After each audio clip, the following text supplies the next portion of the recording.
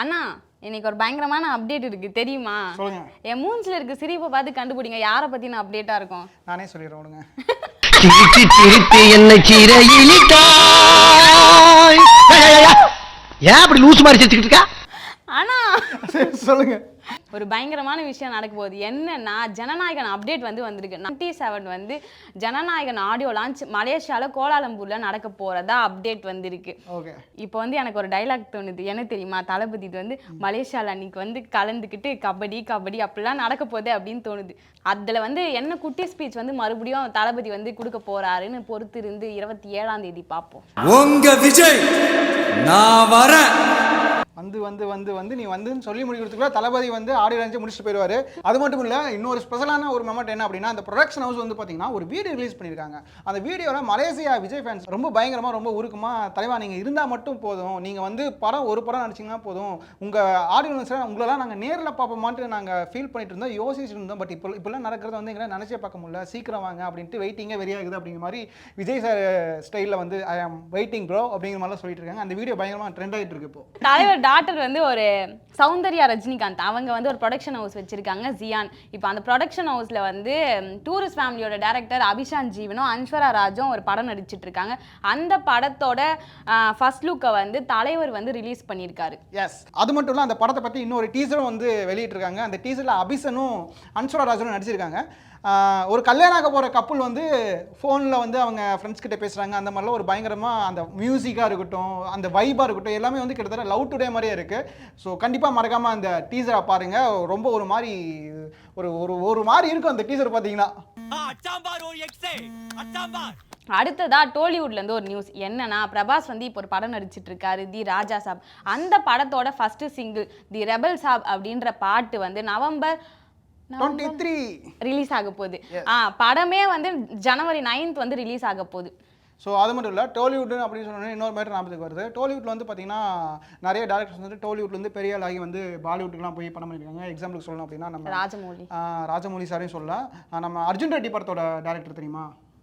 சஞ்சய் தத்தா. நாகார்ஜுனாவா? அவர் Hollywood Bollywood hero அவர். ஸோ சந்தீப் வங்காரெட்டி தான் பார்த்தீங்கன்னா அந்த படத்தோட டேரக்டர். ஸோ சந்தீப் ரெட்டி வாங்கவா. ஸோ சந்தீப் படத்துலேருந்தும் கல்கி படத்துலேருந்தும் பார்த்தீங்கன்னா தீபிகா படுகோனே கொஞ்சம் நாளில் நான் இந்த படம் பண்ணல அப்படின்னு சொல்லி அந்த 2 படத்தை விலகிட்டாங்க. பட் அதுக்கு ரீசன் என்ன அப்படின்னு பார்த்தா இப்போ தான் தெரிய வந்திருக்கு. என்னன்னா, என்னால் என்னோட குழந்தைய பார்த்துக்கிறதுக்கான நேரமே சரியாக இருக்குது. என்னால் அதிகபட்சம் ஒரு நாளைக்கு 8 hours தான் டப்பிங்காக இருக்கட்டும், ஆக்டிங்காக இருக்கட்டும், எல்லாமே பண்ண முடியும். மீதி நேரத்தை என் குழந்தை கூட ஸ்பெண்ட் பண்ண விரும்புகிறேன் அப்படிங்கிறது தான் ஒரு மேட்டராக வெளியே சொல்லியிருக்காங்க. ஸோ இதன் காரணமாக நான் படத்துலேருந்து விலகிறேன்னு சொல்லியிருக்காங்க. இன்னொரு மேட்டர் என்ன அப்படின்னா, இது ஒரு இருந்தாலும் இன்னொரு ரீசன் என்ன அப்படின்னா, தீபிகா படத்தோட சக்ஸஸ்ல எனக்கு ஒரு 10% கமிஷன் வேணும் அப்படின்னு கேட்டதாகவும், அதனால நாங்கள் அவ்வளோலாம் தர முடியாதுன்னு சொன்னனால தீபிகா வெளியே போயிட்டதாகவும் சொல்றாங்க. எது உண்மை எது போயின்னு தெரியல. அடுத்த விஷயம் என்னன்னா, இளையராஜா பத்தி பேர் யூஸ் பண்ணவே பயமா இருக்கு. அதுக்கும் காப்பிரைட் போட்டுருவாரா அப்படின்ட்டு இப்போ ஒரு போட்டோ அதுக்கும் காப்பிரைட் யூஸ் பண்ணுவாங்களா? இளையராஜாவோட போட்டோவோ இல்ல இசைஞானின்ற பட்டத்தையோ சோசியல் மீடியால இதுக்கப்புறம் யாருமே யூஸ் பண்ணக்கூடாது. யூஸ் பண்ணா கேஸ் போடுவாங்க. ஸோ அவர் கேஸ் கொடுத்துருக்காரு. அது நியாயம் தான். ஏன்னா நீங்க இந்த பழனி சைடு கன்னியாகுமரி சைட்லாம் போனீங்கன்னு வச்சுங்களேன், அங்கே மொட்டை அடிக்கிறதுக்கு நிறைய போட்டோலாம் வச்சிருப்பாங்க.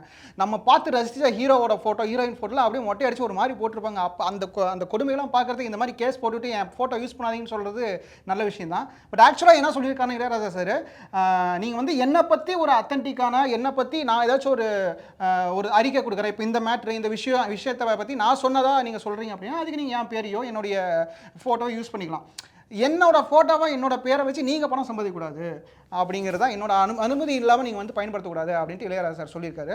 பைசன் படத்தோட மேக்கிங் இப்போ வெளியே வந்திருக்கு. நிறைய மேக்கிங் வீடியோஸ்லாம் சோஷியல் மீடியாவில் ஃபேமஸாக ட்ரெண்ட் ஆகிட்டு இருந்துச்சு. அந்த வகையில் பைசன் படத்தோட கிளைமேக்ஸில் இந்தியா பாகிஸ்தான் மேட்ச் ஒன்று நடக்கும். அந்த மேட்சோட மேக்கிங் வீடியோ இப்போ பயங்கரமாக வைரலாக போயிட்டு இருக்கு. அந்த வீடியோ பார்க்கணும்னா மறக்காமல் நம்ம இன்ஸ்டா பேஜை ஃபாலோ பண்ணுங்க. நம்ம இன்ஸ்டா பேஜில் அந்த வீடியோ இருக்குது.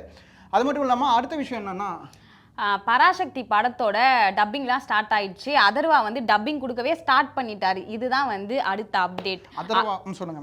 சாரி என்னன்னா பாருங்களேன், சிவகார்த்திகேயன் எவ்வளோ பாசிட்டிவ் இயரா கோவால வந்து படம் அமரன் படத்தை ஸ்க்ரீன் பண்ணியிருக்காங்க. அடுத்தடுத்து வெற்றி படம் பயங்கரமா இருக்குல்ல சிவகார்த்திகேயனோட growth நினைச்சு. பைசனோட மேக்கிங் மட்டும் இல்லை, ஸோ பைசன் படத்தை கூட வெளியான இன்னொரு படம் டியூட், அந்த படத்தில் இருந்து ஊரும் பிளட் சாங்கோட மேக்கிங் வீடியோ இல்லை, அந்த படத்தோட வீடியோ சாங்கே வந்து ரிலீஸ் ஆயிருக்கு. ஸோ மறக்காம அந்த வீடியோவும் பாருங்க, ரொம்ப பயங்கரமாக வைபாக போயிட்டு இருக்கு அந்த படம். ஆமா, இனிமே வந்து ஊரும் பிளட் சாங்கோட வெரி ஃபேன்ஸ்லாம் வந்து பாட்டை வந்து கேட்டுட்டே பார்க்கலாம், பார்த்துட்டே கேட்கலாம். என்ன